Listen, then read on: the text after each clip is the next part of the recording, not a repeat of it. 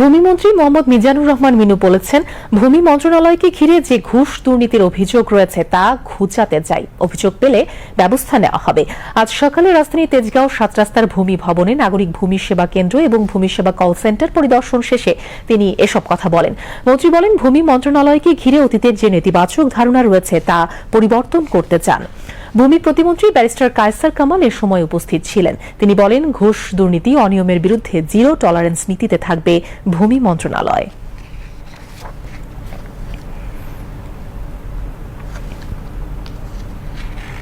আমাদের প্রিয় নেতা শহীদ প্রেসিডেন্ট জিয়াউর রহমান দেশের ভূমি ব্যবস্থায় অনেক অবদান রেখেছিলেন। উনি আমাদের মাস্টার চলে যাওয়ার পর দেশনেত্রী বেগম খালেদা সরকারের আমাদের বর্তমান মাননীয় প্রাইম মিনিস্টার জনাব তারেক রহমান সাহেবের সুস্পষ্ট নির্দেশ সততা, দক্ষতা এবং জনসেবা সুনিশ্চিত করা।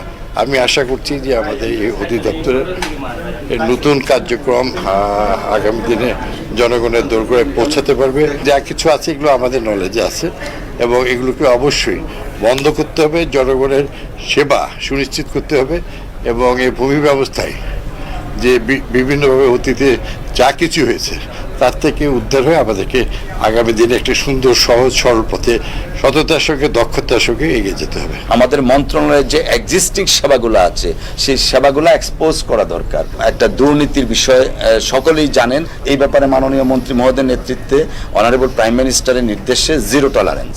কল সেন্টার থেকে যে সেবাটা দেওয়া হচ্ছে 24/7 সারা বছরব্যাপী এই সেবাটা দেওয়া হচ্ছে বিনামূল্যে। ওখানে যে কোনো একজন এসে সেবা নিতে পারেন। এটাকে কিভাবে আরো এক্সপান্ড করা যায়, কিভাবে আরো জবাবদিহিতার মধ্যে আনা যায়, জনবল কিভাবে বাড়ানো যায়, সেই জিনিসটা আমরা কাজ করব।